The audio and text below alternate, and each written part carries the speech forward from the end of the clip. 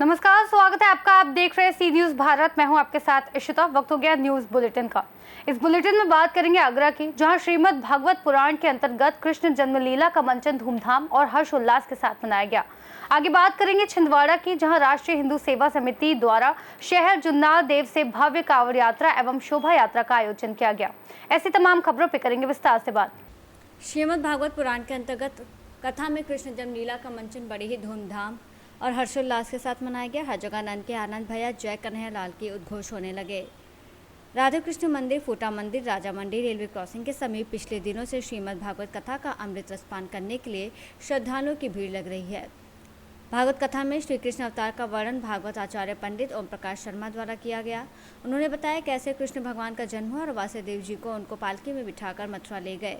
जैसे ही कृष्ण जन्म हुआ वैसे ही श्रद्धालुओं में उमंग और उल्लास देखने लायक था।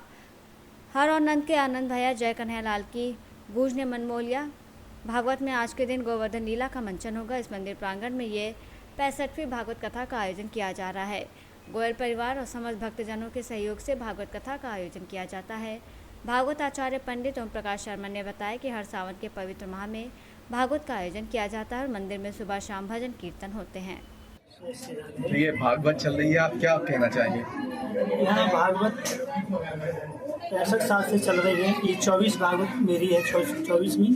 ये गोयल परिवार का ये मंदिर है। 24 साल से मैं यहाँ रह रहा हूँ और हर साल श्रावण के महीने में कथा होती है। सब लोग मिलकर के इस कथा को करवाते हैं और बड़ा आनंद आता है। और भागवत मुक्ति का कारण है, ये मुक्ति दिलाने वाली होती है। भागवत में 4 अक्षर है, भा, ग और ब और ता।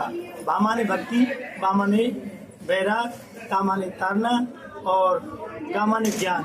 ज्ञान, भक्ति और वैराग्य का समन्वय है इसमें, ये इसको भागवत कहते हैं। और इसमें 3 से 35 अध्याय, 18,000 श्लोक हैं और 12 स्कंद हैं। जो कथा को श्रवण करते हैं, जो कराते हैं, उनके कित्तीश्वर तृप्त होते हैं। और ये मोक्षदायिनी है, ये कल्याण करती है और कित्तीश्वरों को तृप्त करती है। प्रेत पीड़ा विनाशिनी, ये प्रेत पीड़ा को दूर करती है। जिनके कित्तीश्वर जब रूठ जाते हैं, रुष्ट हो जाते हैं, तब भागवत 7 दिन की कराते हैं तो उसमें वो तृप्त होते हैं। और तृप्त जब होते हैं तो उनका कल्याण होता है।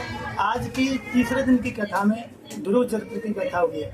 और ध्रुव माने अटल, सत्य, निश्चित और दृढ़ संकल्प। और ध्रुव ने 5 वर्ष के बालक ने अपनी सौतेली माँ सुरुचि के कड़वे वचनों से भगवान का भजन किया। भगवान के भजन करने से भगवान ने दर्शन दिए और ध्रुव को ध्रुव पद दिया।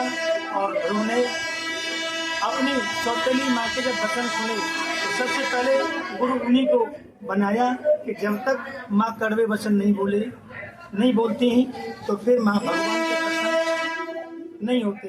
तो माता, पिता और गुरु अगर हमें कड़वे वचन भी बोलते हैं तो हमारे कल्याण के लिए बोलते हैं और उन्हीं से कल्याण होता है। कभी भी माता, पिता और गुरु की वाणी का विरोध नहीं करना चाहिए और उनकी वाणी का अनुमोदन करना चाहिए। उनके शब्दों को सुनना चाहिए, अनुमोदन करना चाहिए।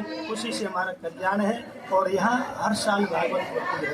और जन जन में सुखदेव जी ने प्रचार किया, जन जन में ब्राह्मण लोग कथा व्यास जो करते हैं, सबका कल्याण के लिए भावना होती है, सबका कल्याण होता है। धन्यवाद। आगरा से सी न्यूज संवाददाता कृष्णा की रिपोर्ट। राष्ट्रीय हिंदू सेवा समिति द्वारा शहर जुन्नार देव से भव्य कांवड़ यात्रा और शोभा यात्रा का आयोजन किया गया। गौरतलब हो कि घोड़ावाड़ी माता मंदिर, साईं मंदिर, जुन्नार देव से भव्य कांवड़ यात्रा का आयोजन हुआ।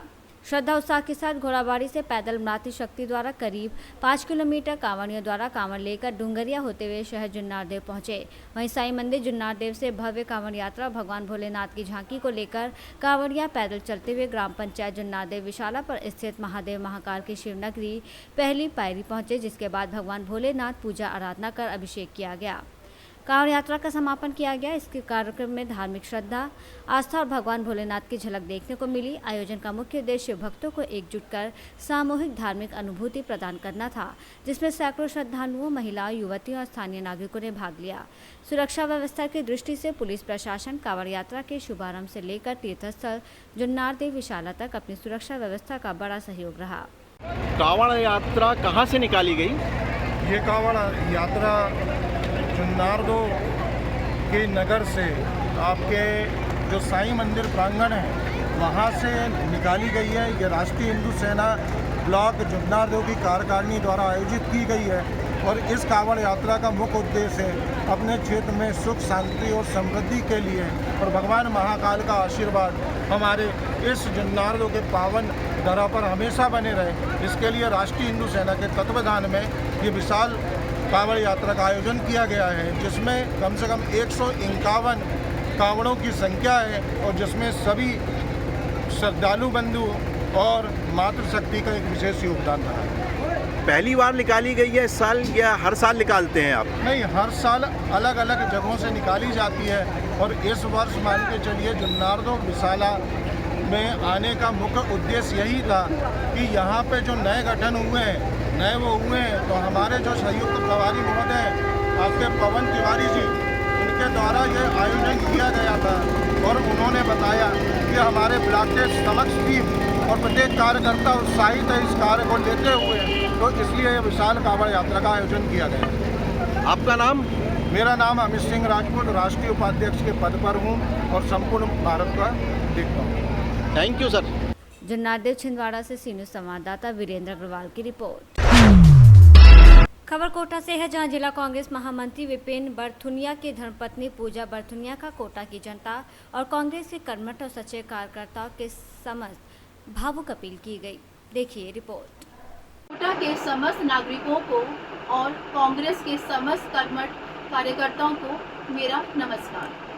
मैं पूजा बरथुनिया, पत्नी श्री विपिन बरथुनिया, 2014 में कांग्रेस के टिकट पर पार्षद का चुनाव लड़ चुकी हूँ। मेरे पति कांग्रेस पार्टी के हमेशा ही कर्मठ और वफादार कार्यकर्ता रहे हैं और उन्होंने हमेशा ही धारीवाल जी का दिल से साथ दिया है।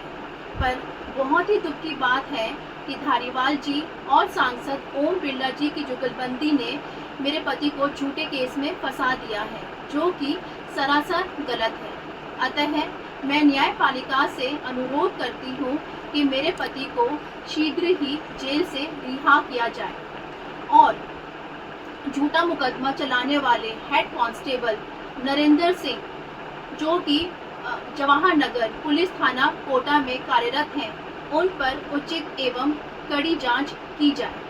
जय संविधान, जय भारत। कोटा से सी न्यूज़ संवाददाता सुरेश कुमार पटेरिया की रिपोर्ट। रायबरेली बिजली विभाग की बड़ी लापरवाही सामने आई। हाईटेंशन लाइन की चपेट में आने से 2 संविदा कर्मी लाइनमैन गंभीर रूप से झुलसे। दोनों को गंभीर हालत में इलाज के लिए जिला अस्पताल में भर्ती कराया गया। पोल पर चढ़कर लाइन ठीक करते समय अचानक बिजली आने से हादसा हुआ। मिल एरिया थाना क्षेत्र के अंतर्गत सिधौना गांव के पास की घटना। मैं डॉक्टर मोहम्मद आतिफ, ईएमओ जिला अस्पताल रायबरेली। यहाँ पे 2 केस आए थे बर्न के, उनको हम लोगों ने प्राथमिक उपचार दे के सर्जन के अंडर उनका इलाज चल रहा है, उनको एडमिट कर दिया है। कैसी हालत उनकी मतलब स्थिर थी, इतनी गंभीर नहीं थी और उनको एडमिट कर दिया गया है। बाकी इलाज जो है सर्जन के अंडर उनका।